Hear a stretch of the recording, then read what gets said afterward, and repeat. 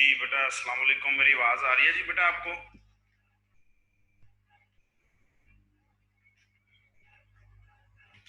Hello, अस्सलाम वालेकुम बेटा, मेरी आवाज़ आ रही है सबको?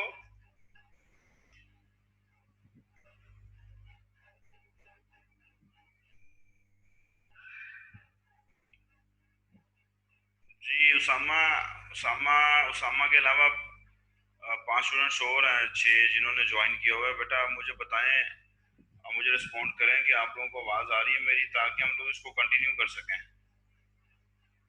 फिर हम लोग इसको कंटिन्यू कर सकें। चलें, अच्छी बात है जी, मोस्टली स्टूडेंट्स को आवाज़ आ रही है। लास्ट टाइम हम लोगों ने क्या डिस्कस किया था?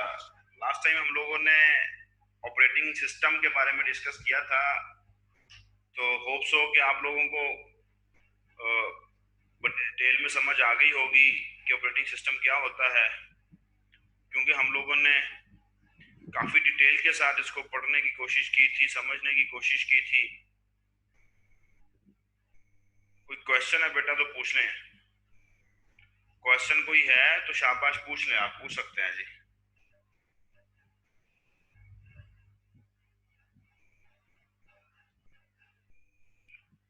बेटा किसी को कोई क्वेश्चन है लास्ट लेक्चर में से तो पूछ लें।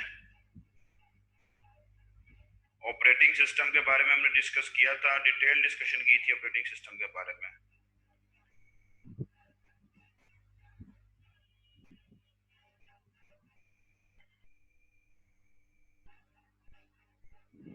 ऑपरेटिंग सिस्टम को डिफरेंट वेज में भी डिफाइन किया जा सकता है। हम लोगों ने दो तीन तरह से तो देखा था लास्ट टाइम उसको, कि कैसे उसको डिफाइन किया जा सकता है। लेकिन अगर आप लोग उसको थोड़ा सा इस फॉर्म में देखते हैं कि operating system controls hardware. 1625 Fahad आपकी क्लास का नहीं है, इसको देख लेते हैं ये किसकी क्लास का है। ये हो सकता है, पॉसिबल है कि ये स्टूडेंट जो है वो आपके, जी 1625 जो है बेटा, आप किस क्लास के हैं फहद?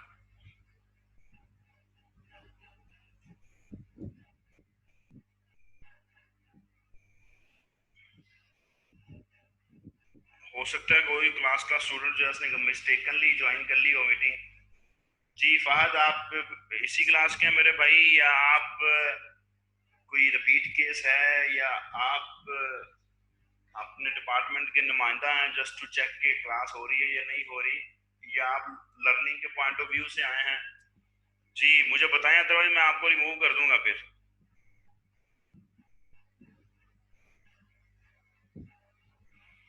नहीं बता रहा जी फहद, हमें नहीं बता रहा कि वो कौन है और इसने क्यों ज्वाइन किया है। तो फिर हम लोग एक दो मिनट वेट करते हैं, अगर नहीं बताते तो फिर हम इसको रिमूव कर देंगे।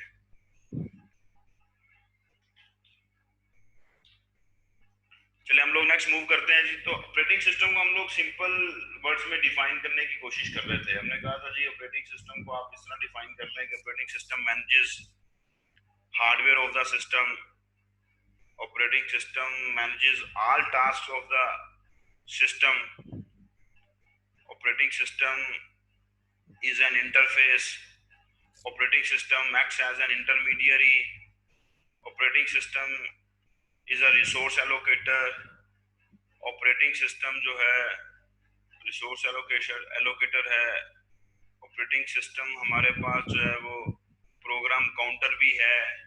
बहुत सारे काम हमारा ऑपरेटिंग सिस्टम करता है। तो इन शॉर्ट हमने इसको कहा था कि operating system is just like a government. Operating system एक गवर्नमेंट की तरह है। दैट कि ऑपरेटिंग सिस्टम जो है वो हमारे पास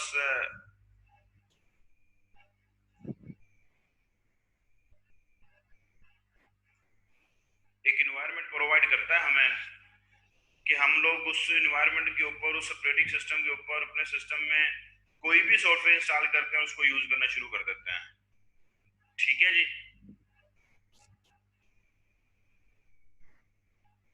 जी अदनान, आप ठीक कह रहे हैं बेटा। लेकिन थोड़ा सा हमने इसको आसान लफ्जों में डिफाइन किया ना। आपने जो डेफिनेशन सेंड की है वो थोड़ी सी हमारे लिए मुश्किल है। मुश्किल क्यों है कि यहाँ पर जो लिखा होगा ना, स्केजुलिंग टास्क, ये स्केजुलिंग टास्क को अंडरस्टैंड करना, फिर बात और तरफ चली जाएगी। अभी आप लोग बच्चों को नहीं पता कि स्केजुलिंग टास्क से क्या मुराद है, क्योंकि आपका कंसर्न नहीं है ना ऑपरेटिंग सिस्टम के साथ। अदरवाइज ऑपरेटिंग सिस्टम का एक पूरा कोर्स होता है, और मैं ऑपरेटिंग सिस्टम का जो पूरा कोर्स है वो मैं पढ़ा रहा हूँ अपने डिपार्टमेंट के अंदर। एक पूरी की पूरी फील्ड है ऑपरेटिंग सिस्टम की, पूरी की पूरा का पूरा हमारा कोर्स है, एज ए कोर्स पढ़ा जाता है ऑपरेटिंग सिस्टम को। तो हमें हमें थोड़ा सा ये है कि इसको आसान लफ्जों में अंडरस्टैंड करना है, आप लोगों के लिए आसान लफ्जों में हमें इसको डिस्कस करना है। दैट्स में हमारी कोशिश होती है कि हम लोग को ऐसा वर्ड यूज ना करें कि जिससे आप लोगों को थोड़ा सा प्रॉब्लम हो। सो ऑपरेटिंग सिस्टम को आप जैसे दिल करे डिफाइन कर सकते हैं जी। अदनान ने लिखा है, अदनान ने भी डेफिनेशन ठीक लिखी है, ठीक है। जैसे हमने कहा जी, operating system controls all task of our system, operating system manages all hardware of the system, ठीक है जी। ऑपरेटिंग सिस्टम कंट्रोल्स या manages all softwares available in the system. Operating system ही सारे काम करता है। Operating system is a resource allocator, operating system को रिसोर्स एलोकेटर भी बोला जाता है। रिसोर्स एलोकेटर से मुराद क्या होती है? रिसोर्स एलोकेशन, रिसोर्स एलोकेट करने वाला। अब रिसोर्स एलोकेटर को समझने के लिए हम लोग प्रिंटिंग की कमांड, प्रिंटिंग की एग्जांपल डिस्कस करते हैं। अब देखें, प्रिंटर आपके सिस्टम के साथ लगा होता है, आप अपने सिस्टम में प्लग कर लेते हैं प्रिंटर को। ऑन द अदर हैंड आप लोग माइक्रोसॉफ्ट वर्ड से प्रिंट की कमांड सेंड करते हैं। आप प्रिंट की कमांड सेंड करते हैं माइक्रोसॉफ्ट वर्ड से, सेंड किसको करते हैं? आपके सिस्टम के साथ जो प्रिंटर प्लग है। अब माइक्रोसॉफ्ट वर्ड आपके प्रिंटर को नहीं समझता और आपका प्रिंटर माइक्रोसॉफ्ट वर्ड को नहीं समझता। इन दोनों के काम, इन दोनों से जो काम ले रहा है, इन दोनों की जो एक्टिविटीज को परफॉर्म कर रहा है वो ऑपरेटिंग सिस्टम कर रहा है। अब जब आप प्रिंट की कमांड सेंड करेंगे माइक्रोसॉफ्ट वर्ड से, तो आपकी प्रिंटिंग की जो कमांड है उसको कौन है जो प्रिंटर एलोकेट करेगा? कोई चीज ऐसी है जो कि आपकी कमांड के अगेंस्ट प्रिंटर एलोकेट करेगा, वो आपका ऑपरेटिंग सिस्टम है। आपका ऑपरेटिंग सिस्टम आपके आपकी गिवन कमांड को, आपके गिवन प्रोसेस को प्रिंटर एलोकेट कर देगा। तो आपका प्रिंटर जो है वो फिर आपको प्रिंट आउट्स अवेलेबल कर देगा। जी जी बिल्कुल अदनान सही कह रहे हैं, हम एज अ कनेक्टर वर्क करता है। हमने लास्ट एक पढ़ा था ना कि ऑपरेटिंग सिस्टम हमारे दरमियान और हमारे हार्डवेयर के दरमियान एक इंटरफेस है। बेसिकली हमारा मकसद है ऑपरेटिंग सिस्टम, हमारा मकसद होता है हमारे सिस्टम के हार्डवेयर को यूज करना। मेरा मकसद है मैंने अपने सिस्टम की हार्ड डिस्क के अंदर डाटा सिक्योर करना है, डाटा सेव करना है। तो मैं कैसे सेव करूंगा? जब तक मेरे पास कोई ऐसी चीज नहीं होगी, कोई ऐसा इंटरफेस मेरे सामने ओपन नहीं होगा। ठीक है जी, ये सारी बातें वेरी गुड अदनान, हमने ये डिस्कस किया था। अब हम थोड़ा सा आगे मूव कर रहे हैं। हम लोग मूव कर रहे हैं कि ऑपरेटिंग सिस्टम के बेसिक फंक्शंस कौन से हैं। बेसिक फंक्शन, अदरवाइज मैंने आपको बेटा बताया कि ऑपरेटिंग सिस्टम एक पूरे का पूरा कोर्स है। फिर बीएस के अंदर हम लोग स्टूडेंट्स को ऑपरेटिंग सिस्टम का कोर्स पढ़ाते हैं, और एमफिल के अंदर हम स्टूडेंट्स को एडवांस ऑपरेटिंग सिस्टम का कोर्स पढ़ाते हैं। तो लेकिन हम लोग जस्ट इसके बारे में थोड़ा सा अंडरस्टैंड करेंगे कि ये है क्या, क्योंकि आपके साथ भी इसका कंसर्न है। आप यूज करते हैं, आप लैपटॉप्स यूज करते हैं, आप लैपटॉप्स नहीं यूज करते तो आप सेलफोन यूज करते हैं। तो अब ये ऑपरेटिंग सिस्टम तो हर वक्त इंसान के साथ जुड़ा हुआ है, चाहे वो कंप्यूटर साइंस की फील्ड का है, चाहे वो कंप्यूटर साइंस की फील्ड का नहीं है। सो आप लोग देखें कि हमारे पास ऑपरेटिंग सिस्टम किसी ना किसी तरह हमारे साथ रहता है हर वक्त। इस वजह से हमें इसको अंडरस्टैंड करना थोड़ा सा जरूरी है। अब हम लोग इसके फंक्शंस की तरफ मूव कर रहे हैं। बेसिक फंक्शन कौन से ऑपरेटिंग सिस्टम के? बेसिक फंक्शन हमारे पास ऑपरेटिंग सिस्टम के कौन से हैं? ऑपरेटिंग सिस्टम के बेसिक आप लोगों के पास कुछ फंक्शन हैं जिनको हम लोगों ने पढ़ना है अभी, जिसमें सबसे पहले हमारे पास जो है प्रोसेस मैनेजमेंट का फंक्शन है। प्रोसेस मैनेजमेंट, ठीक है जी, प्रोसेस मैनेजमेंट। अब प्रोसेस क्या होता है? प्रोसेस को बेटा कैसे डिफाइन करते हैं? प्रोसेस मैनेजमेंट की तरफ जाते हैं, लेकिन उससे पहले हमें प्रोसेस को समझना है। प्रोसेस क्या होता है जी? ये आपकी स्लाइड पर आपको नजर आ रहा है कि process is a program in execution. जब हमें सिंपली डिफाइन करना है ना, जी जी दाना ठीक कह रहे हैं, पढ़ते हैं हम लोग, मेमोरी मैनेजमेंट भी पढ़ेंगे बेटा, डिवाइस मैनेजमेंट भी पढ़ेंगे, आप टेंशन ना लें।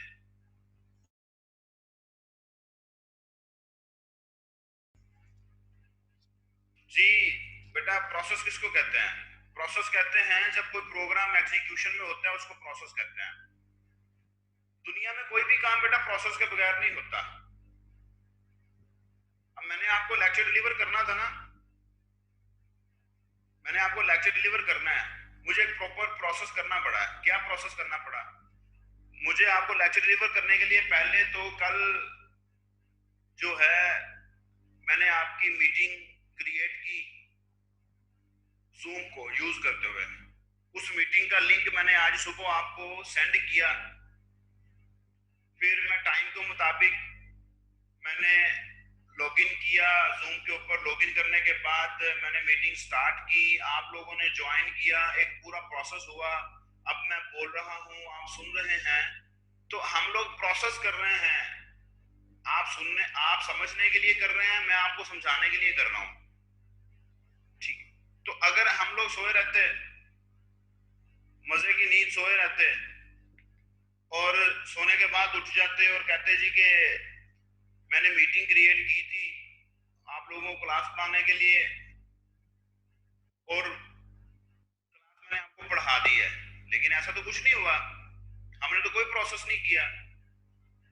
तो दुनिया के अंदर हमारे पास होता क्या है कि कोई भी काम जो है ना वो प्रोसेस के बगैर होता नहीं है, प्रोसेस करना पड़ता है, प्रोसेस होता है, जिसको कहते हैं program in execution known as process. अब आप लोग, अगर आप लोगों ने आउट ऑफ सिटी जाना है बेटा, कल आपने आउट ऑफ सिटी जाना है, लाहौर जाना है आपने, ठीक है सामा, आपने कल लाहौर जाना है, आप एक प्रोग्राम बनाते हैं। आप प्रोग्राम बनाते हैं जी कि मैं सुबह अर्ली इतने बजे उठूंगा, मैं शावर लूंगा, मैं तैयार होने के बाद टर्मिनल पे चला जाऊंगा, टर्मिनल पे जाके आपने वहां से एक टिकट लेनी है, फिर आपने बस में बैठ जाना है, फिर आप लोगों ने, फिर आपने मूव ट्रेवल करना और आपने आउट ऑफ सिटी मीन्स के लाहौर चले जाना है। ठीक है, समझ आना नहीं है, मैं जस्ट आपको एग्जांपल बता रहा हूँ। तो आप प्रोग्राम बना लेते हैं और प्रोग्राम बना के सो जाते हैं। आप सुबह उठ के अकॉर्डिंग टू योर प्रोग्राम अपना काम नहीं करते, अकॉर्डिंग टू योर प्रोग्राम आप लोग कोई भी एक्टिविटी परफॉर्म नहीं करते, तो क्या आप लाहौर पहुंच जाएंगे? प्रोग्राम तो आपका बन गया था, पूरा प्रोग्राम बना, ए टू जी आपने पूरा प्लान कर लिया। अगर आप लोग उस प्रोग्राम के अकॉर्डिंगली प्रोसेस नहीं करेंगे तो आप लोग लाहौर नहीं जा सकते, आप आउट ऑफ सिटी नहीं जा सकते। ठीक है, आपको बेटा जब तक आप प्रोसेस नहीं करेंगे तब तक आप कोई काम नहीं कर सकते। अब हमने पूरा का पूरा प्रोसेस किया, मैंने आपको लिंक सेंड किया मीटिंग का, देन मैं 9 बजे लॉगिन हो गया। लॉगिन होने के बाद मैंने मीटिंग स्टार्ट की, आप लोगों ने प्रोसेस किया, मीटिंग को ज्वाइन किया, आप मीटिंग का हिस्सा है, मैं बोल रहा हूँ, एक प्रोसेस कर रहा हूँ और आप लोगों को समझाने की कोशिश कर रहा हूँ। तो विदाउट एग्जीक्यूटिंग एनी प्रोग्राम आप लोग कोई काम नहीं कर सकते। जी बिल्कुल सही कह रहे हैं। तो इस वजह से कहा जाता है कि जब प्रोग्राम इन एग्जीक्यूशन होता है ना तो उसको प्रोसेस कहते हैं। अब बेटा समझने की बात पता क्या है? समझने की बात यह है कि हमारे सिस्टम के अंदर, हमारे सेलफोन के अंदर जो कुछ भी पड़ा होता है ना वो प्रोग्राम की फॉर्म में पड़ा होता है। मीन्स के माइक्रोसॉफ्ट वर्ड इंस्टॉल करते हैं तो वो प्रोग्राम पड़ा होता है। आप जब स्टार्ट मेन्यू पे क्लिक करते हैं तो आपको ऑल प्रोग्राम नजर आ जाते हैं। आते नजर या नहीं आते? हमारे सिस्टम के अंदर हम जो भी इंस्टॉल करते हैं वो प्रोग्राम की शक्ल में पड़ा होता है। माइक्रोसॉफ्ट वर्ड एक प्रोग्राम है, आप वीएलसी मीडिया प्लेयर इंस्टॉल करते हैं वो एक प्रोग्राम है, आप अपने सेलफोन में कोई गेम इंस्टॉल करते हैं आप उसका प्रोग्राम इंस्टॉल करते हैं। आप उन प्रोग्राम्स को इंस्टॉल कर लेते हैं और वो प्रोग्राम आपके सिस्टम में, आपके सेलफोन में पड़े होते हैं। कहाँ पड़े होते हैं? जहां आप उनको इंस्टॉल करते हैं। ठीक है जी। जब आप लोग उन प्रोग्राम को छेड़ते हैं, उन प्रोग्राम को छेड़ने से मुराद ये है कि जब आप लोग उन प्रोग्राम को ओपन करते हैं, जैसा कि माइक्रोसॉफ्ट वर्ड को ओपन करते हैं, तो फिर आप लोग देखते हैं कि उनके अगेंस्ट काम होना शुरू हो जाता है।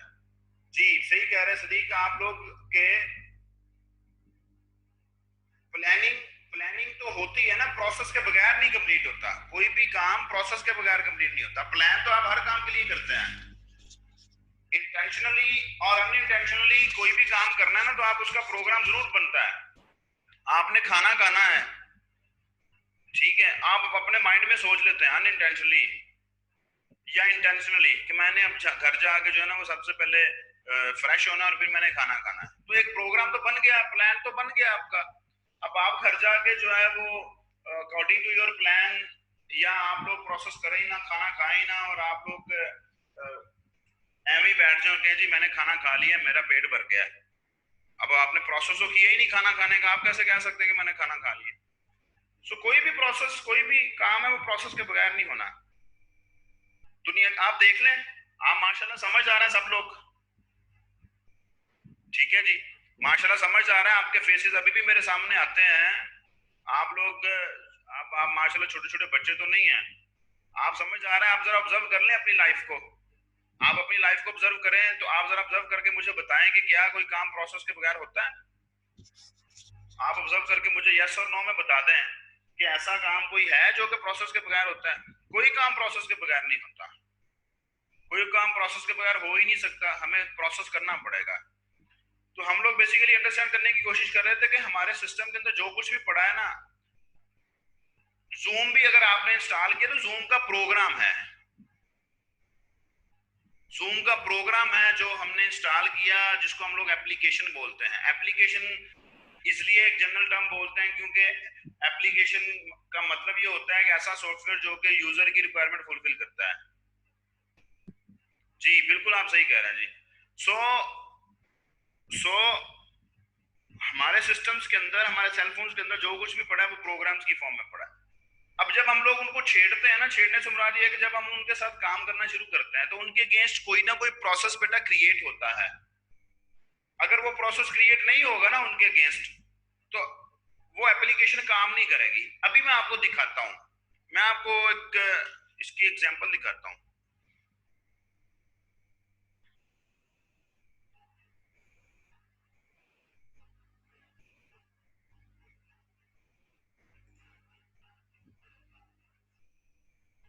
ये आप लोगों को टास्क मैनेजर की स्क्रीन शो हो रही है?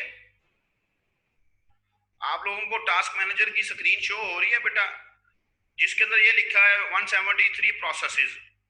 ये माउस के साथ मैं थोड़ा सा आप लोगों को बताने की कोशिश कर रहा हूँ। ये आप जरा इसको देखेंगे, देयर आर 173 प्रोसेसेस। ठीक, अब मेरे सिस्टम के अंदर 173 प्रोसेस चल रहे हैं। अब जो 173 प्रोसेस चल रहे हैं, ये कम भी होंगे ज्यादा भी होंगे। अभी मैं ना अपने सिस्टम में माइक्रोसॉफ्ट वर्ड ओपन करता हूँ। अभी मेरे पास माइक्रोसॉफ्ट वर्ड ओपन नहीं है, अभी मैं माइक्रोसॉफ्ट वर्ड ओपन करूंगा तो आपने इधर देखना है प्रोसेसेस में कोई चेंज आया या नहीं आया। प्रोसेसेस में भी चेंज आएगा, थ्रेड्स में भी चेंज आएगा, ठीक है जी। माइक्रोसॉफ्ट वर्ड ओपन करता हूं मैं अभी। अब मैंने माइक्रोसॉफ्ट वर्ड ओपन किया बेटा, अब देखें मैंने माइक्रोसॉफ्ट वर्ड ओपन किया तो तकरीबन 5 से 6 प्रोसेसेस का फर्क पड़ गया। चेंज आया ना आप लोगों के पास? मींस के मैंने माइक्रोसॉफ्ट वर्ड एक प्रोग्राम है जो मेरे सिस्टम में पड़ा है, मैंने जब उसको ओपन किया था तो मेरे सिस्टम में उसके अगेंस्ट एक प्रोसेस क्रिएट हुए हैं। अब वो प्रोसेसेस, कुछ प्रोसेस ऐसे होते हैं जो कि उस एप्लीकेशन को, उस प्रोग्राम को रेडी कर रहे होते हैं। अब जब वो रेडी हो गया पूरा, तो उसके बाद वो कभी एक में आ जाएगा, कभी दो में आ जाएगा। अब जैसे जैसे हम लोग उसके साथ काम करते जाएंगे माइक्रोसॉफ्ट वर्ड के साथ, वैसे वैसे उसके प्रोसेस जो है वो कम या ज्यादा होते जाएंगे, क्योंकि माइक्रोसॉफ्ट वर्ड के अगेंस्ट, माइक्रोसॉफ्ट वर्ड के अंडर बहुत सारे प्रोसेस होते हैं। जस्ट लाइक माइक्रोसॉफ्ट वर्ड के अंदर आप स्पेलिंग चेक करते हैं, आप लोग प्रिंट की कमांड सेट कर देते हैं, आप ग्रामर चेक करते हैं, आप वर्ड्स को काउंट करते हैं एंड सो ऑन, ठीक है जी। और ये जो आप लोग जरा थोड़ा सा इसको कंसंट्रेशन के साथ देखें, आप लोग इसको इस वक्त देख रहे हैं, आप अपने टास्क मैनेजर को, ये देखें इसकी सीपीयू यूटिलाइजेशन इस वक्त कितनी है। इस वक्त आपके पास सीपीयू यूटिलाइजेशन 65% है, कभी 35% हो जाती है, कभी 100% हो जाती है। ये मेमोरी को देख लें, मेमोरी इस वक्त आपकी 3.9 GB यूज हो रही है आउट ऑफ 8। तकरीबन 8 GB मेरे पास मेरे लैपटॉप में है मेमोरी। रैम जो है वो 4 GB यूज हो रही है। ये डिस्क इस वक्त कम ज्यादा हो रही है, क्यों? डाटा डिस्क से लिया जा रहा है, डिस्क में रखा जा रहा है, डिस्क से उठाया जा रहा है एंड सो ऑन। ठीक है जी।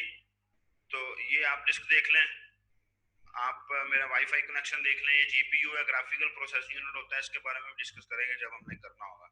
लेकिन खैर जो है, आप लोग शुरू में आए, यहाँ देखें कि प्रोसेसेस अब 171 पे नहीं गए।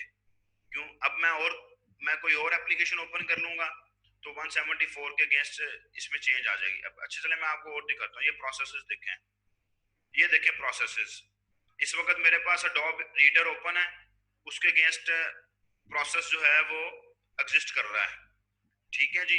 ये मेरे पास प्रोसेस जो है इसके अगेंस्ट गूगल क्रोम के अगेंस्ट भी एग्जिस्ट कर रहा है। माइक्रोसॉफ्ट पावर पॉइंट मैंने ओपन किया हुआ है, मेरे सिस्टम में इस वक्त माइक्रोसॉफ्ट वर्ड ओपन है। ये देखें टास्क मैनेजर ओपन किया ना खुद से, ये जो टास्क मैनेजर आपको नजर आ रहा है इसके अगेंस्ट इटसेल्फ एक प्रोसेस है। ये देखें लिखा हुआ टास्क मैनेजर, आ रहा है नजर या नहीं आ रहा? आ रहा है ना बेटा नजर? विंडोज एक्सप्लोरर का मेरे पास इस वक्त ओपन है, मैंने फोल्डर ओपन किया हुआ है, उसके अगेंस्ट विंडोज एक्सप्लोरर आ रहा है। जूम की मीटिंग मेरे पास ओपन है। ये जूम को अगर मैं यहाँ से एंड कर दूंगा ना बेटा, अगर मैं यहाँ से जूम को एंड करूंगा, चले मैं कोशिश करता हूँ कि मैं यहाँ से माइक्रोसॉफ्ट पावर को प्रोसेस को एंड करता हूँ, ये एंड टास्क करता हूँ।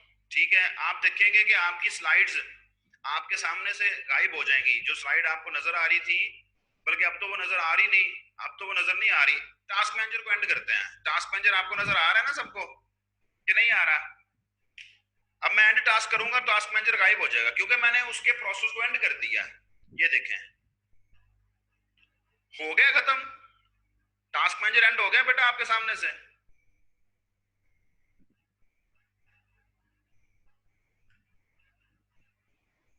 अब टास्क मैनेजर क्यों एंड हुआ था? क्योंकि मैंने उसका प्रोसेस खत्म कर दिया, मैंने उसका प्रोसेस खत्म कर दिया आपके सामने से। अब ये बेसिकली ये जो बातें मैंने आपको दिखाई है, ये समझाने की कोशिश की है, इसका मतलब ये है कि हर प्रोग्राम के अगेंस्ट एक जो है वो हमारे पास प्रोसेस एग्जिस्ट करता है। अब यहाँ पर जो हम लोग ओपन करके बैठे थे, यहाँ पर मैं आपको दोबारा से टास्क मैनेजर दिखाता हूँ, दोबारा से टास्क मैनेजर की तरफ आपको मैं लेके जाता हूँ।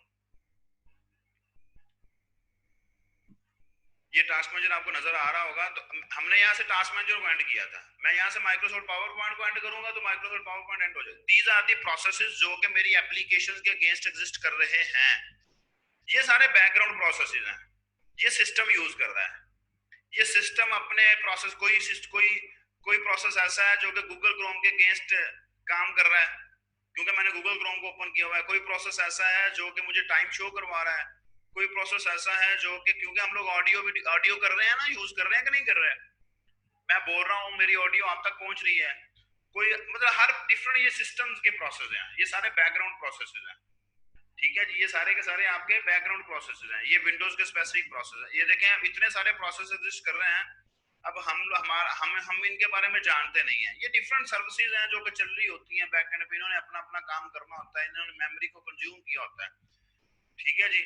ये देखें, आप सिर्फ इनको देखना शुरू करते हैं, विंडोज के प्रोसेस को इसने इतने एमबी स्पेस मेमोरी कंज्यूम की हुई है, इसने इतने एमबी, इसने इतने एमबी, इसने इतने एमबी एंड सो ऑन। तो ये सारे बैकग्राउंड प्रोसेस हमारे पास विंडोज प्रोसेस जो चलते रहते हैं, लिस्ट ऑफ प्रोसेसेस है। इनको हमने छेड़ना नहीं है। इनको अगर हम लोग छेड़ेंगे तो हमारी कोई ना कोई एक्टिविटी जो है जो हो रही थी हमारे सिस्टम में वो डिस्टर्ब हो जाएगी।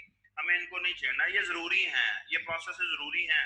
अब देखिए, कोई सीपीयू यूटिलाइजेशन 0 पे थे, कोई सीपीयू यूटिलाइजेशन हमारे पास ज्यादा पर थे। ठीक है जी बेटा, क्लियर है सबको? तो प्रोसेस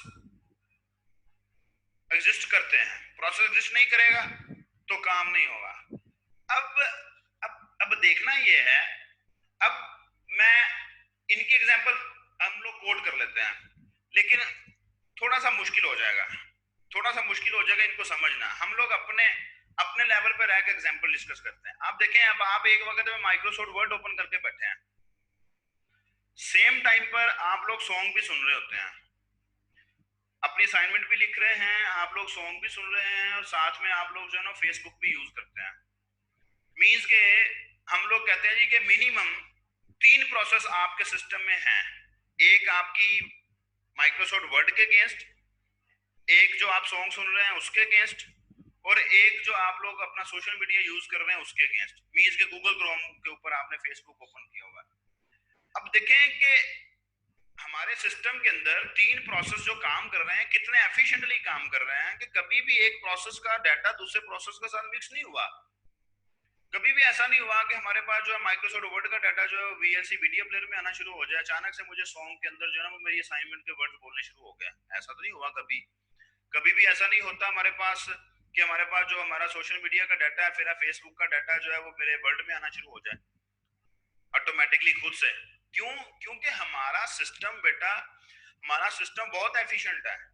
हमारा सिस्टम इतना एफिशिएंट है कि इतने सारे प्रोसेस उसके पास हैं, लेकिन फिर भी काम हमारा जो है ना वो मिक्स नहीं हो रहा, काम डिस्टर्ब नहीं हो रहा। हर प्रोसेस अपना अपना काम कर रहा है, प्रोसेसर उनसे अपना अपना काम करवा रहा है, कर रहा है। ऑपरेटिंग सिस्टम जो है प्रोसेसर से काम करवा रहा है। तो एफिशिएंटली वो काम करते जा रहे हैं, एफिशिएंटली प्रोसेस हमारे काम करते जा रहे हैं। तो हमारे प्रोसेस के अगेंस्ट जब काम होता जा रहा है, जब हमारे प्रोसेस के अगेंस्ट एक्टिविटीज को परफॉर्म किया जा रहा है, तो आप देखेंगे कितना एफिशिएंटली आप लोगों के पास आपके प्रोसेसेस को मैनेज किया जाता है कि हमारा कभी भी जो डाटा है एक प्रोसेस का दूसरे डाटा के दूसरे प्रोसेस के साथ शेयर नहीं हुआ। बेसिकली हमने इसी को समझना था, हमने इसी को समझना था। ये इतनी लंबी जो डिस्कशन लिखी हुई है इसको समझने, इसको डिस्कस करने या पढ़ने की हमारे पास जरूरत नहीं है।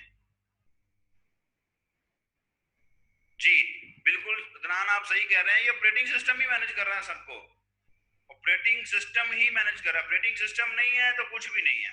इसीलिए तो हम कह रहे हैं कि ऑपरेटिंग सिस्टम के फंक्शंस पढ़ रहे हैं हम लोग। ऑपरेटिंग सिस्टम के फंक्शन हम लोग पढ़ रहे हैं, जिसमें सबसे पहले हम लोग प्रोसेस मैनेजमेंट पढ़ रहे हैं कि there are multiple number of processes जो कि हमारे सिस्टम में एग्जिस्ट करते हैं, और हमारा सिस्टम, हमारा ऑपरेटिंग सिस्टम एफिशिएंटली उनको मैनेज करता है।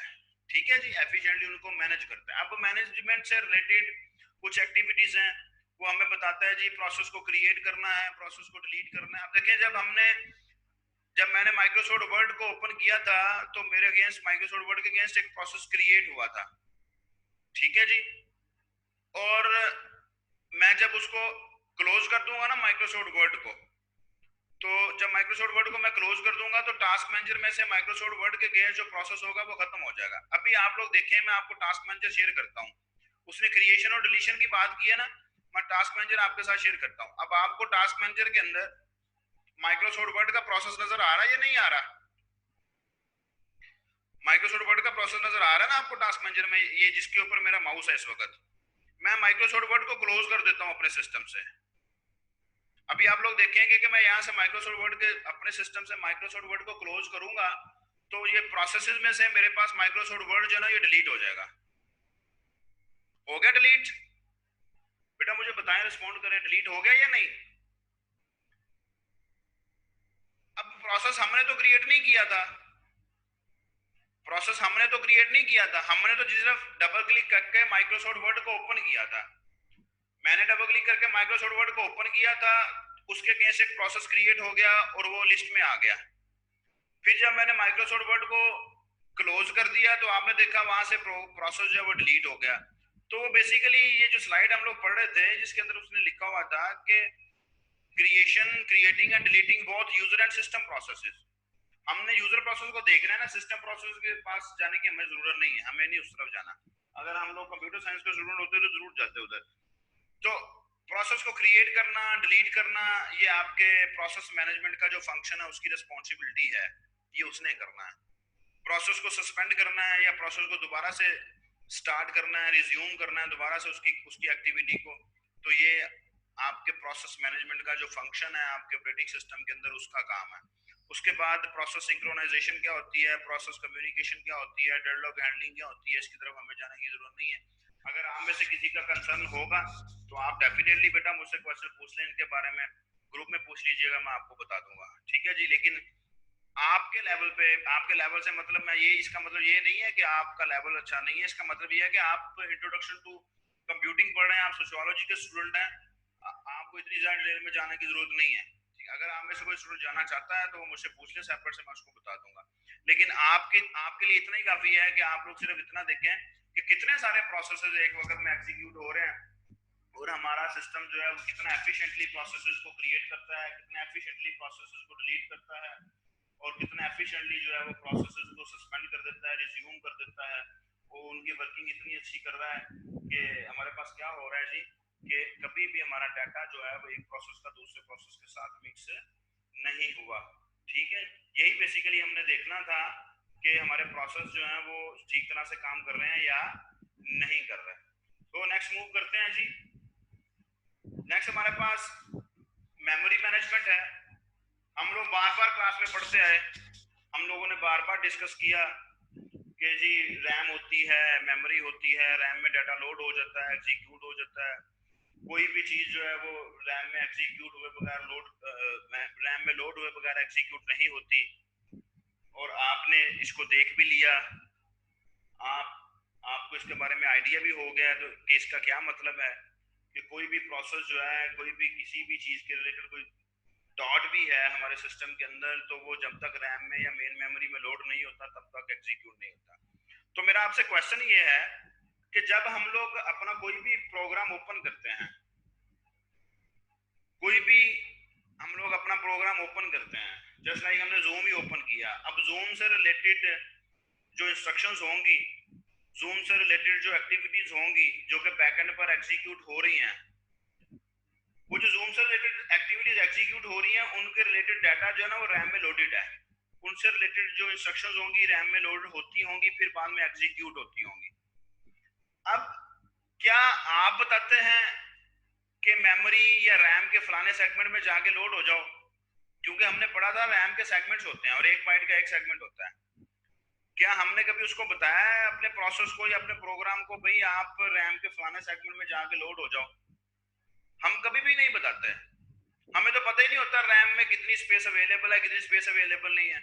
अगर हमें चेक करना है कि रैम में कितनी स्पेस अवेलेबल है, कितनी स्पेस अवेलेबल नहीं है, कौन सी स्पेस अवेलेबल है, कौन सा सेगमेंट इस वक्त फ्री है, तो फिर हमें टास्क मैनेजर में जाना पड़ेगा। हम दोबारा से टास्क मैनेजर को देख लेते हैं, हमें दोबारा से टास्क मैनेजर में जाना पड़ेगा। हम टास्क मैनेजर को देखना, हम मेमोरी चेक करना चाहते हैं तो यहाँ से आप लोग अपनी मेमोरी चेक कर लें। ठीक है, मैं आप लोग यहाँ से 2 3 4 प्रोग्राम्स और ओपन कर लेंगे तो आप देखेंगे कि यहाँ पर मेमोरी का यूज और ज्यादा हो जाएगा। ठीक है जी, अदनान बिल्कुल सही कह रहा है। तो ऑपरेटिंग सिस्टम का फंक्शन है memory management. Basically operating system का फंक्शन है मेमोरी मैनेजमेंट, और जितनी भी मेमोरी, जितनी भी रैम बैकएंड पे मैनेज हो रही है, मैनेज होने से मुराद ये है कि आपका प्रोसेस अगर कोई क्रिएट हुआ, उससे रिलेटेड जो इंस्ट्रक्शंस थी, उससे रिलेटेड जो डाटा था, वो आप लोगों के पास किस सेगमेंट में गया, कौन से सेगमेंट में गया, किसने उसको बताया वहां जाने के लिए, कैसे लोड हुआ, हम लोग कुछ भी नहीं बता रहे। हम लोग उसको कुछ भी नहीं बता रहे, वो खुद ही ऑपरेटिंग सिस्टम ही सारा कुछ करता है, हम लोग उसको नहीं बताते कुछ भी। इसका मतलब है इन शॉर्ट कि हमारी जो सिस्टम की मेमोरी है वो कितने जीबी यूज हो रही है, कितने जीबी फ्री है, वो सारी की सारी हमारा सिस्टम मैनेज कर रहा होता है, हम तो मैनेज नहीं करते। तो हमारा सिस्टम मैनेज करने से मुराद क्या है कि ऑपरेटिंग सिस्टम मैनेज कर रहा होता है, हम तो मैनेज नहीं करते। अब आप लोगों के सामने है, अभी मैं अपने सिस्टम से 2 3 4 एप्लीकेशन और ओपन करूंगा बेटा, तो आप लोग यहाँ देखेंगे चेंज आएगी, मेमोरी और ज्यादा यूज हो जाएगी। ठीक है, मेमोरी और ज्यादा यूज हो जाएगी, इसका यूज भी बढ़ जाएगा, सीपीयू का यूज भी बढ़ जाएगा। ठीक है जी, हमारी डिस्क का यूज भी बढ़ जाएगा। ठीक है, होप्स हो कि आप फॉलो कर रहे हैं। तो यहाँ पर जब मेमोरी मैनेजमेंट की बात करते हैं, मेमोरी मैनेजमेंट में जाते हैं हम लोग वापस से, तो मेमोरी मैनेजमेंट में जाके वो कहता है कि किस तरह की एक्टिविटीज देखनी है, किस तरह की एक्टिविटीज जो मेमोरी मैनेजमेंट से रिलेटेड होती हैं। उसमें मैंने आपको सिंपल सी बात बताई है कि मेमोरी के कौन से पार्ट्स इस वक्त यूज हो रहे हैं और कौन से पार्ट्स यूज नहीं हो रहे हैं।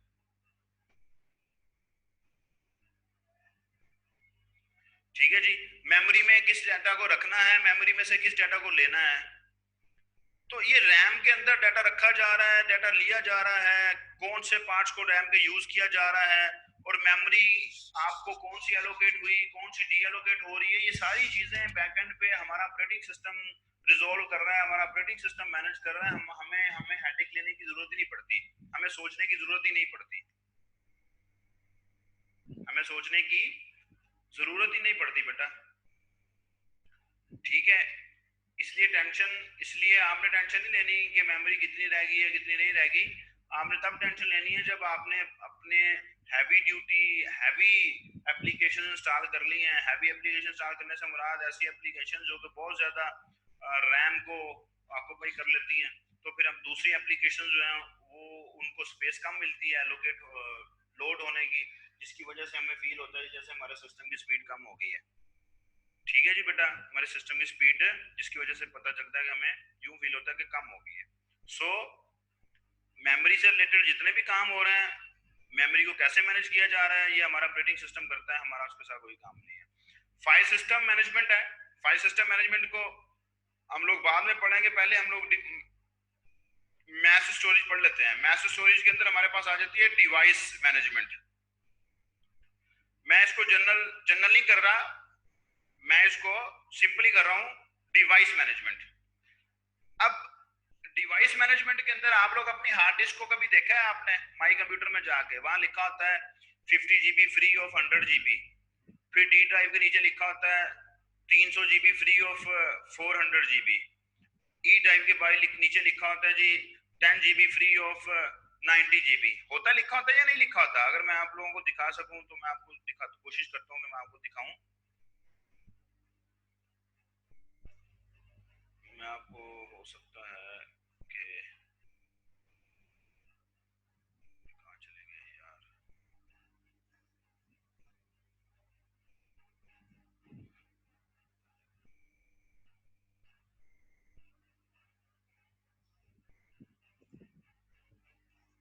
ये देखिए, ये नजर आ रहा है बेटा?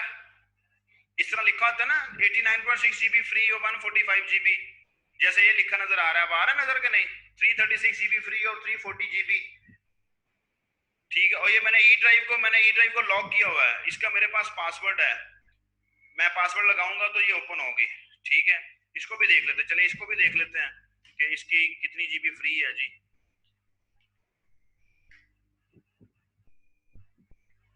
तो ये देखें, वो कह रहा है 314 GB फ्री है, 443 GB। तो ये ये मैं तो मैनेज नहीं कर रहा, मैंने तो ऐसी कोई इंफॉर्मेशन इसको नहीं दी। ये खुद ब खुद ऑपरेटिंग सिस्टम ही मैनेज कर रहा है। ये मैं आपको सिंपल एग्जांपल बता रहा हूं। बाकी तो हमारे पास अगर हम लोग और इसको अंडरस्टैंड करना चाहेंगे तो हमारे पास बहुत सारी एग्जांपल है। ये simple one of the simple example कि डिवाइस मैनेज हो रही है। एक डिवाइस, ये हार्ड डिस्क देखें कितने एफिशिएंटली मैनेज हो रही है। ये उसकी सिंपल मैनेजमेंट मैं बता रहा हूं। अदरवाइज हार्ड डिस्क के अंदर डाटा रखा जा रहा है, कैसे रखा जा रहा है, डाटा कैसे स्टोर हो रहा है, डाटा को कैसे मैनेजमेंट किया जा रहा है कि डाटा वहां पर हमारे पास सी ड्राइव के अंदर तो बहुत सारा डाटा पड़ा हुआ है, तो वो कभी भी मिक्स नहीं हुआ। ठीक है, ये मैंने आपको सिंपल सी एग्जांपल बताई है आपकी डिवाइस मैनेजमेंट की, कि ये जो डिवाइसेस की मैनेजमेंट हो रही है, कितने जीबी फ्री है, कितने जीबी हमारे पास यूज हो गई है, ये one of the simplest example. तो ये डिवाइस मैनेजमेंट हमारे पास कौन करता है? हम तो नहीं कर रहे। और तो आप जब भी अपने माई कंप्यूटर को ओपन करेंगे तो आपके पास ये लिखा आ रहा होता है, हम तो नहीं करते, वो खुद ब खुद। आप यहाँ पर 10 फाइलें रखेंगे, 10 GB की फाइलें रखेंगे, तो ऑटोमेटिकली वो यहाँ आपको लिख देगा कि 304 GB फ्री। 314 में से 304 GB फ्री रह जाएगी, क्योंकि 10 GB आपने वो डाटा वो लगा दिया है। साधु लसन मैं बता दूंगा बेटा आपको, ये मैं आपको बता दूंगा जी। लॉग लगाया, मैं आपको बता दूंगा। ये इंपोर्टेंट डाटा को बेसिकली लॉग लगा लेते हैं ताकि कोई दूसरा पर्सन एक्सेस ना करे। तो बेटा आज के लिए इतना ही काफी है, अब टाइम भी हमारे पास कम रह गया। नेक्स्ट क्लास में इंशाल्लाह ताला मैं आपको हम दूसरी फाइल मैनेजमेंट के बारे में पढ़ेंगे, बल्कि कल हम लोग पढ़ेंगे उसके अपना माइक्रोसॉफ्ट वर्ड के बारे में डिस्कस करेंगे। और उसमें फिर हम लोग उसके बाद फिर नेक्स्ट वीक में आएंगे तो फिर हम लोग इसके बारे में और ज्यादा देखेंगे। कोई क्वेश्चन है तो आप मुझसे पूछ लें। जी जी, सबको बता दूंगा, इधर क्लास में बता दूंगा बेटा, इधर ही क्लास में बता दूंगा। अभी टाइम कम है इसलिए नहीं मैं बता रहा। नेक्स्ट क्लास में आप मुझे याद करवाइएगा, कल मैं आपको बता दूंगा। ठीक है जी, कल बता देंगे इंशाल्लाह जी। कल बेटा आपके साथ मुलाकात होगी। अपना ख्याल रखिएगा, अपने पेरेंट्स का ख्याल रखिएगा। अल्लाह ताला आपकी हिफाजत करेगा इंशाल्लाह जी। अल्लाह ताला आपका हामी नासिर हो। अल्लाह हाफिज।